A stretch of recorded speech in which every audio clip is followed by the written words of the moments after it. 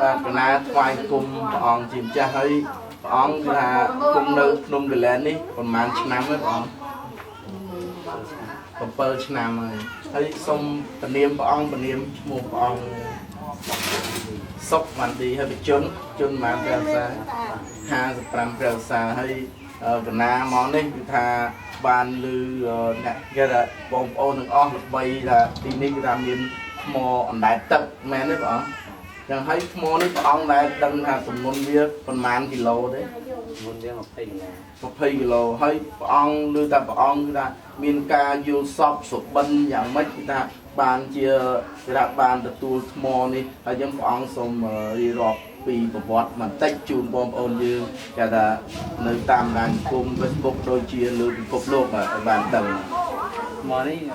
កូនចៅមកនៅពេញទីប្រកេនហើយនេះតាមមកវាឲ្យមកទីយល់សពឲ្យជីបាទហើយបងទីនៅខេត្តណាដែរដល់ដល់ទួនទីទៅថាឲ្យបងទឹកទីទៅ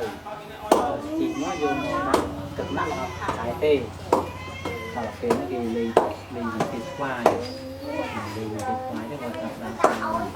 កុំឲ្យឃើញវត្តសិនបាទហើយព្រះអង្គគឺថាគេយកព្រះអង្គ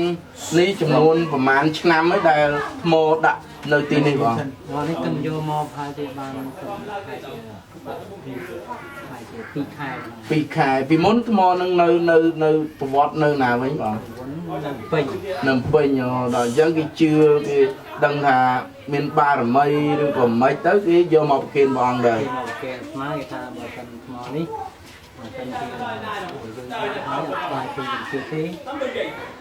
អាចលើកបាទយកមកតស្វាយពីទៀតថាស្មាយកមកក៏បានកំងកញ្ចក់វាធ្វើឲ្យហើយក៏ដាក់ស្វាយពីទៀតណាដាក់ពីស្វាយទៅវាអត់មានទេវាបានការលេខហ្នឹងលេខជ្រៅបាទតែវានៅតែដែរក៏លេខទៅតតែបន្តិចទេបាទបើសិនជាបើសិនស្មល់ស្រាលវាអាចលេខតិចតែខួបនេះលេខច្រើនតែតិចបាទវាធ្ងន់យើងធ្ងន់យើងតិចទម្ងន់ខាងលើនេះវាយើងសក់ទៅដល់ពេលខាងបាតក្រោមវាបាទថ្មសាច់ខាប់បាទហើយនេះជំរាបខ្ញុំអាចលើកតិចបានទេបាទនេះជំរាបបងប្អូនយើងបានដឹងថា